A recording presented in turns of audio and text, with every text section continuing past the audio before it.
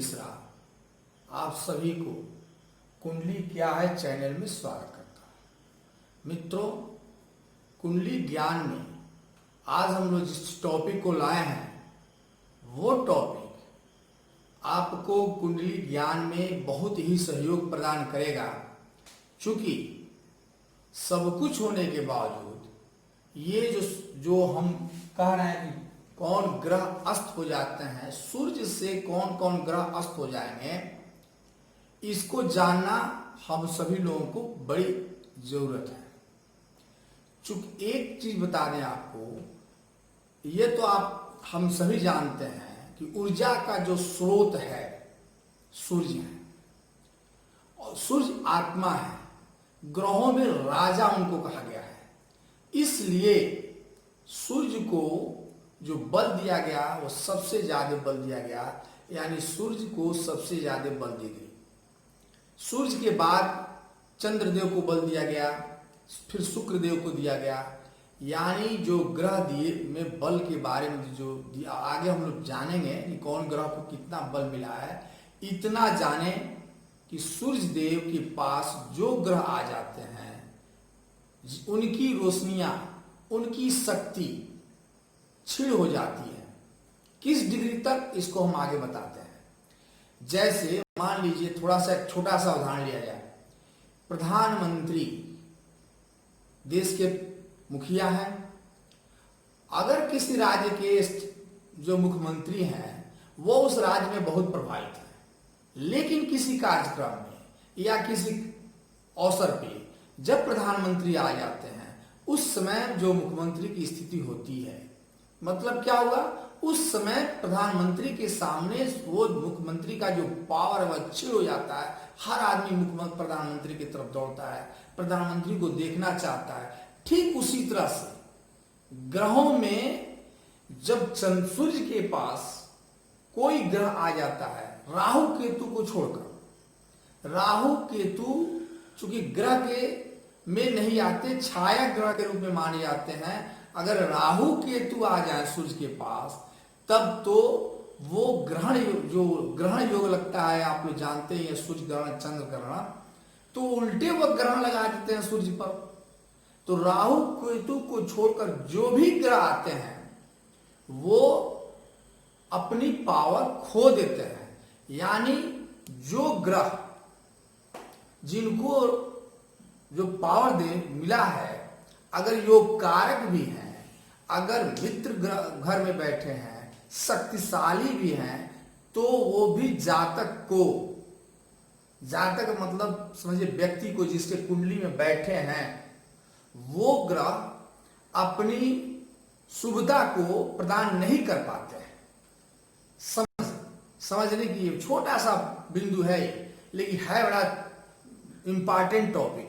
क्योंकि जब विश्लेषण में हम लोग, जो हमने कहा था कि बहुत सहज और सुलभ तरीका से हम कुंडली विश्लेषण कराना सिखा देंगे आपको, तो उसमें यह भी एक इंपॉर्टेंट टॉपिक है कि अगर कोई ग्रह पावरफुल होने के बावजूद सूर्य के पास आ जाता है, तो वो अपनी पावर को खो देगा, अपनी ऊर्जा को नहीं प्रदान कर पाएगा। और तब जो है वो ग्रह जो है उससे जो माने हमारी जो अपेक्षा है कि हमको ये दे देगा, वो नहीं दे पाएगा। अगर मारक है, अब योग कारक और मारक के बारे में तो हमने पहले ही बता चुका है। पिछले जो हमने वीडियो बनाया था, उसको देखने से आपको लग जाएगा कि कौन ग्रह योग कारक है, कौन ग्रह मारक है। तो जो योग कारक ग्रह है, यानी शुभता खो देते हैं अपना, और जो मारक हैं उनके लिए तो अच्छी बात है कि अस्त हो जाए सूर्य के सामने, तो वो उतना प्रभावी निष्प्रभावी हो जाते हैं। तो आज हम लोग ये जानेंगे कि कौन ग्रह सूर्य के पास कितनी डिग्री के तक आए और वो डिग्री कैसे जाने। तो आइए हम लोग जानते हैं कि कौन सी ग्रह किस डिग्री तक सूर्य के पास आने पर अस्त हो जाते हैं। ये टॉपिक पर जाने से पहले मैं आप लोगों से पुनः निवेदन करूंगा कि आप लोग मेरे इस वीडियो को लाइक जरूर करें। अगर पसंद आता है तो लाइक जरूर करें, और जो पहली बार आए हैं इस वीडियो पे, वह निश्चित रूप से मेरे पीछे वाली वीडियो जब देखेंगे तो उनको आसानी से समझ में आएगी कि साहब जो मेरा एक अभियान है कि आम आदमी भी अपने भविष्य के बारे में जाने। अगर आप अपने भविष्य के बारे में जानते हैं, सतर्क जो जो विद्या को ऋषियों ने दिया, अगर वो आपके पास आसानी से जा रहा है तो उसे आप ग्रहण करें और उससे आप अन्य लोगों को भी शेयर करके बताएं कि हम लोग अपनी कुंडली को कैसे आसानी से जान सकते हैं। तो आइए टॉपिक पर आए। और एक बात और, जो यूजर्स पहली बार आए हों, जिन्होंने सब्सक्राइब नहीं किया मेरे इस चैनल को, निश्चित रूप से सब्सक्राइब कर दें।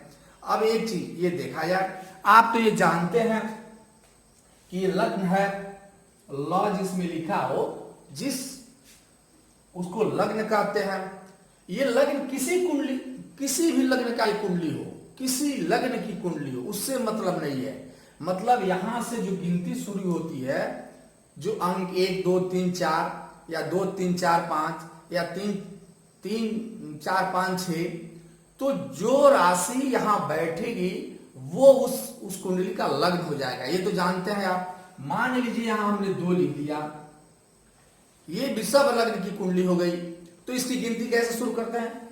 एंटी क्लॉक, यानी यहाँ 3 होगा, यहाँ जब 2 होगा तो यहाँ 3 होगा, यहाँ 4 होगा, यहाँ 5 होगा, यहाँ 6 होगा, यहाँ 7 होगा, यहाँ 8 होगा, यहाँ 9 होगा, यहाँ 10 होगा, यहाँ 11 होगा, यहाँ 12 होगा और यहाँ 1 होगा। हाउस चेंज नहीं होते हैं। जैसे ये फर्स्ट हाउस है तो रहेगा, सेकेंड हाउस है, थर्ड हाउस है, फोर्थ हाउस है, फिफ्थ हाउस है, सिक्स्थ हाउस है, सेवेंथ हाउस। एक हाउस जब कहेंगे, भाव जो घर कहेंगे, तो ये मान कर चलिए कि ये हाउस चेंज नहीं होते हैं। और ये भी हमने पहले बता दिया है कि ये टोटल जो दिया गया है, ये टोटल 360 डिग्रियां होती हैं। आप लोग तो मैथ में पढ़े ही हैं। तो यानी जो 12 राशियां हैं, इसमें प्रत्येक राशि को 30-30 डिग्री मिली है। यह भी आपको जानकारी है। मैं बताया था कि 360 में जब डिवाइड करेंगे 12 से तो 30-30 डिग्री आ जाए, यानी प्रत्येक राशि को 30-30 डिग्री मिली है।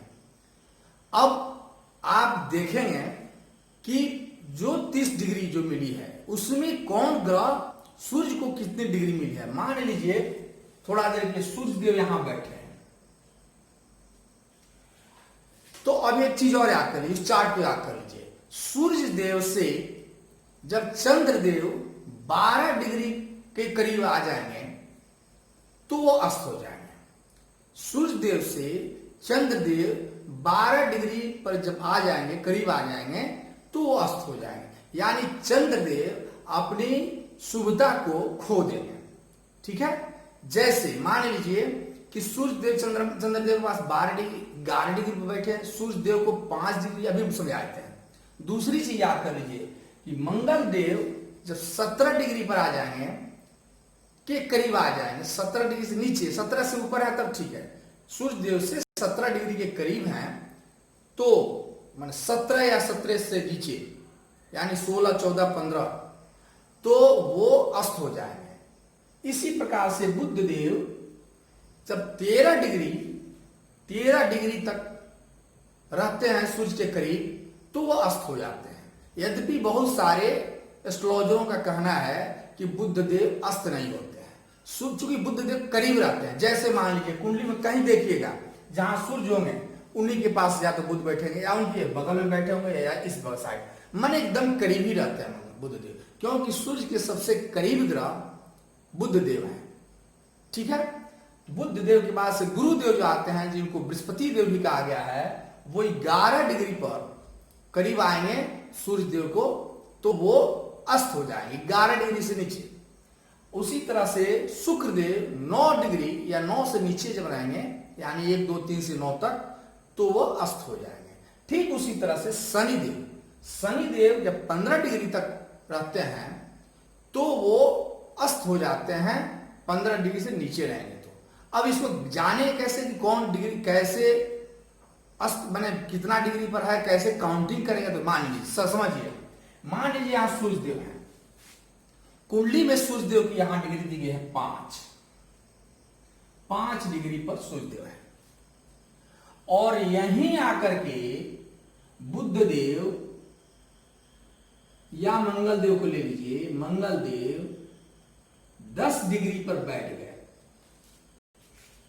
तो सूर्य देव 5 डिग्री चले हैं और मंगल देव 10, यानी 10 में 5 सबस्ट्रेट घटाएंगे तो 5 डिग्री यानी करीब है, 5 डिग्री के करीब है, क्योंकि 10 डिग्री पर मंगल देव हैं और सूर्य देव 5 डिग्री पर हैं, तो यानी यहां मंगल देव कितने डिग्री तक आते, तो 17 डिग्री तक, तो 17 डिग्री के अंदर आता है 5 डिग्री, यानी मंगल देव सूर्य देव से अस्त हो गए। अगर मंगल देव यद्यपि वो सिंह लग्न में, सिंह राशि में बैठे हुए हैं मंगल देव, फिर भी वो अपनी शुभता को खो देंगे, कोई वर्क नहीं कर पाएंगे, अस्त हो गए वो। अब ऐसा नहीं कि कोई वस्त्र अब इस पर हम लोग, लेकिन उनकी पावर छिल हो जाएगी। ठीक उसी तरह से अब अगर मान लीजिए, बहुत ही सोचने वाली बात नहीं है, यहां मान लीजिए कि ये चंद्रदेव यहां अपने स्वराशि में चंद्रदेव बैठे हैं, ठीक है, चंद्रदेव बैठ गए 25 डिग्री पर और सूर्यदेव का 5 डिग्री है। तो अब देखिए, एक जो घर है, एक हाउस है, उसमें कितने डिग्री हासिल है, 30 डिग्री, तो चंद्रदेव 25 डिग्री तक चल चुके हैं। अब इस राशि में आने के लिए उनको 5 डिग्री की और जरूरत है, तब यहां पहुंचेंगे, तब 30 डिग्री होगा, तब और सूर्यदेव 5 डिग्री चल चुके हैं, यानी 25 में 5 ये चलेंगे तो 30 तक आएंगे और 5 सूर्यदेव चल चुके, यानी 10 डिग्री डिफरेंसेज है चंद्रदेव से सूर्यदेव। तो यद्यपि चंद्रदेव इस घर में बैठे हैं, अपने घर में बैठे हैं, चौथा घर उनकी अपनी राशि है, कर्क राशि है उनकी, उसके स्वामी है, फिर भी चंद्रदेव चूंकि 10 डिग्री समीप है सूर्यदेव के, इसलिए ये हो गए अस्त, चंद्रदेव गए सूर्यदेव से अस्त। इसी प्रकार से अब मान लीजिए इस घर में भी हम लोग देख लें कि यहां सूर्यदेव, यहां पे सूर्यदेव बैठे हैं 5 डिग्री पर यहां पे है, और बुध देव यहां बैठ गए 28 डिग्री पर, 28 डिग्री। तो अब सूर्यदेव 5 डिग्री जो चले, यानी बच गया कितना चलना, 25 डिग्री, और 28 ही चल चुके हैं, तो 25 और प्लस 28 यानी 53 डिग्री डिफरेंस हो जाएगा, 53 डिग्री, 53 डिग्री अंतर हो जाएगा, यानी बुध देव यहां अस्त नहीं हुए। लेकिन थोड़ा देर और समझा जाए, सपोज दैट यहां सूर्यदेव बैठे हैं और सूर्यदेव की डिग्री 28 डिग्री और यहां बुधदेव आ गए, इनकी डिग्री है 2 डिग्री, तो अब ये सूर्यदेव 28 चले, 2 और चलेंगे तो इस राशि में पहुंच जाएंगे, तो 28 2 30, और बुधदेव चले हैं 2 डिग्री, यानी 4 डिग्री का, तो यहां बुधदेव हो गए अस्त, यहां बुधदेव हुए अस्त नहीं हुए, लेकिन यहां अस्त हो गए। हमको लगता है इतनी आसानी से जो है जो मैं समझाया हूं, इसको कोई भी समझावे तो आप लोग समझ जाइए, समझ गए होंगे। अगर नहीं समझे हैं, एक बार और समझिए।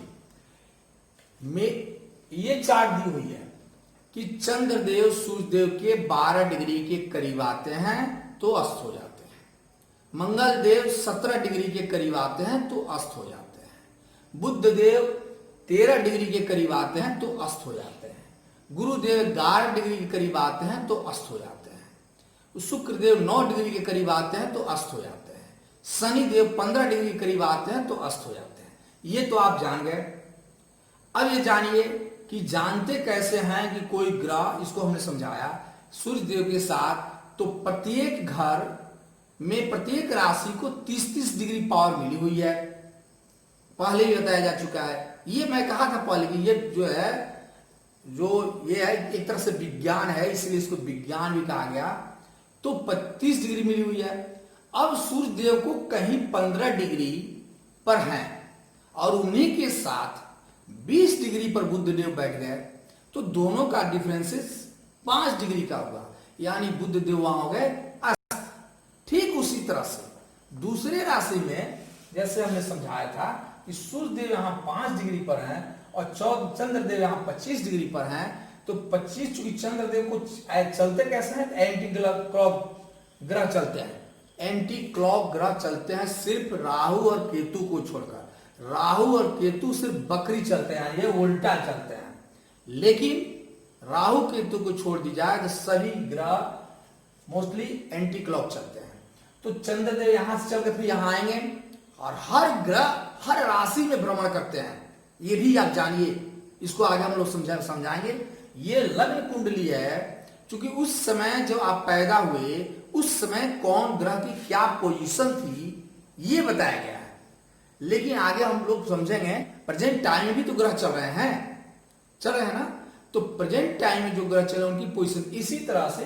तो चंद्रदेव चूंकि 25 डिग्री चल चुके हैं, इनको अब इस राशि में आने के लिए, ये सिंह राशि में आने के लिए उनको 5 डिग्री चलना है और सूर्य देव यहाँ 5 डिग्री चल चुके हैं, यानी दोनों का दूरी जो है वो 10 डिग्री का है।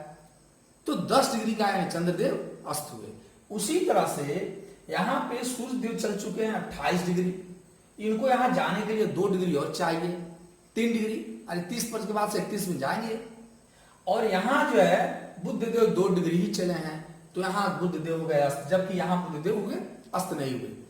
तो चूंकि कुंडली में, ये कुंडली में कौन ग्रह अस्त होंगे, सूर्य के पास आने पर कौन ग्रह अस्त नहीं है, इसको भी देखना अति अनिवार्य है कुंडली विश्लेषण करने के लिए।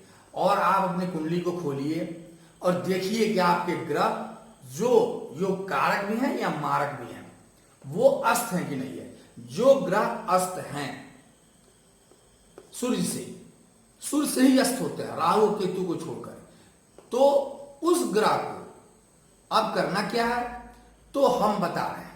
जैसे मैंने एक उदाहरण दिया कि प्रधानमंत्री जहां है वहां मुख्यमंत्री की कोई इंपॉर्टेंस नहीं होगी, इंपॉर्टेंस हो सकती है सीमित लोग संसाधनों के लिए। उसी तरह से जब सूर्यदेव के साथ कोई ग्रह बैठ गया और अस्त हो गया, तो हमारा प्राथमिक कार्य है कि उस राजा के प्रभाव को बढ़ा दिया जाए, उस राजा के प्रभाव को यानी सूर्य के प्रभाव को बढ़ाया जाएगा। तो जो अस्त ग्रह हैं उनका निवारण अपने आप होने लगे, क्योंकि वो जो अस्त हो गए तो अब आपका पॉजिटिव वर्क नहीं करेंगे।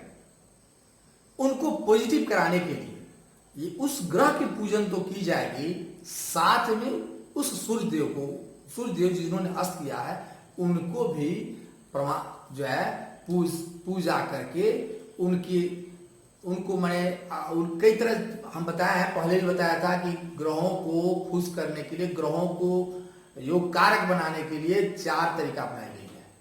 पहला है, सबसे पहले है पूजा, स्वयं करें।